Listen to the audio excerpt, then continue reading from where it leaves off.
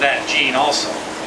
So they put me in all these choirs. In fact, my sophomore year, they sent me out to sing at the county music festival.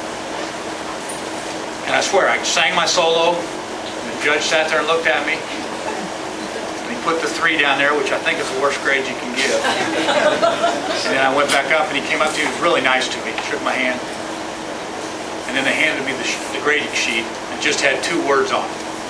Nice tie.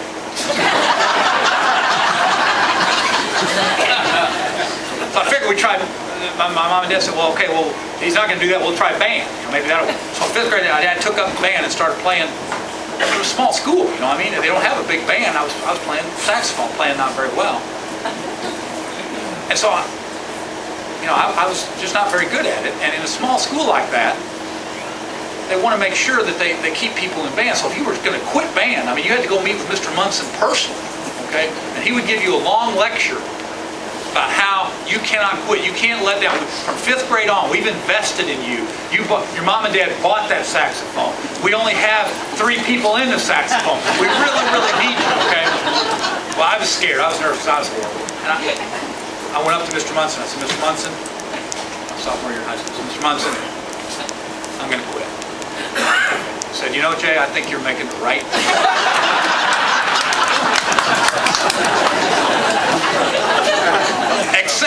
Except, I was just a little late, so that embarrassing moment I had was the fact that we had already figured out where everybody was going to march in the marching band.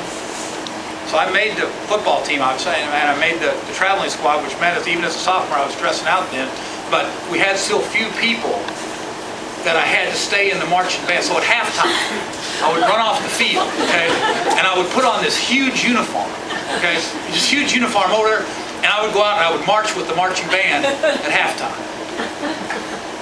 But I'll tell you how much he respected me. They didn't even put a reed in the saxophone.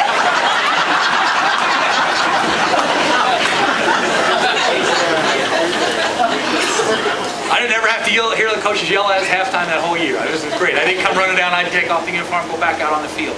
But I was thinking of all these great moments when,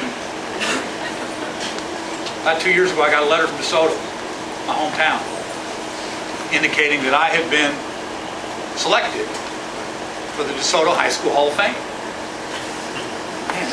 Man, I got a call saying you're going to get selected. We're trying to work out the dates so that you and George Ann can be there for this great ceremony. And I was kind of excited. I thought about my relatively weak basketball career, my relatively weak football career, my tennis career, ran track, shot, discus. I was thinking, man, they finally recognized that after all these years. I'm going to make it to the DeSoto High School Hall of Fame. So I get the letter from the committee, and I swear the letter reads, Dear Jay, congratulations. Now that we have changed the criteria, such that athletic endeavors are not the sole requirement you want to like. So I stand before you, the worst athlete ever inducted into